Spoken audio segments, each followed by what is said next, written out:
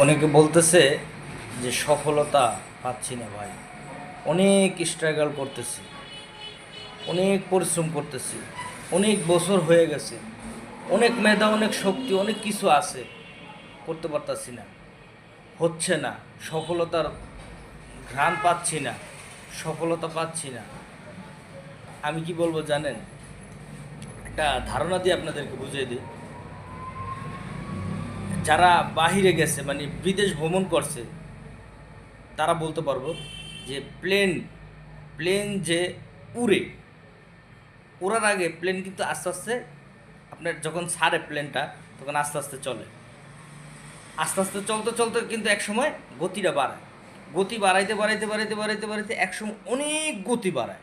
প্লেনের গতি যখন একদম চূড়ান্ত থাকে, প্রথম কিন্তু ওড়ে না, ডাইরেক্ট উড়ে যায় না, প্লেন কিন্তু ডাইরেক্ট করতে পারে না। প্লেন আস্তে আস্তে আস্তে আস্তে আস্তে আস্তে গতি বাড়ায়, একসময় 100% যখন গতি থাকে, প্লেনের গতি যখন সর্বোচ্চ থাকে, তখন প্লেন উড়াল মারে, তখন প্লেন উড়াল মারে। এর আগে কিন্তু প্লেন উড়াল মারতে পারবে না, তাহলে দুর্ঘটনা ঘটবে। তো আপনার আমার জীবনটা ঠিক এরকম।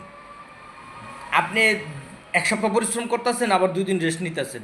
একদিন রেস্ট নেওয়া মানে 3 দিন পিছিয়ে যাওয়া, 2 দিন রেস্ট নেওয়া মানে 10 দিন পিছিয়ে যাওয়া, একসাথে 2 দিন রেস্ট নেওয়ার মানে 10 দিন পিছিয়ে যাওয়া। আপনার সফলতা না পাওয়া পর্যন্ত, আপনার উড়াল মারা না পর্যন্ত আপনি থামবেন না। আপনি আপনার 100% দিয়া আপনি দৌড়াইতে হইব, 100% দিয়ে দৌড়াইতে হইব। যখন আপনি 100% দিয়ে দৌড়াইবেন, সফলতা আপনার কাছে আসবে ইনশাআল্লাহ।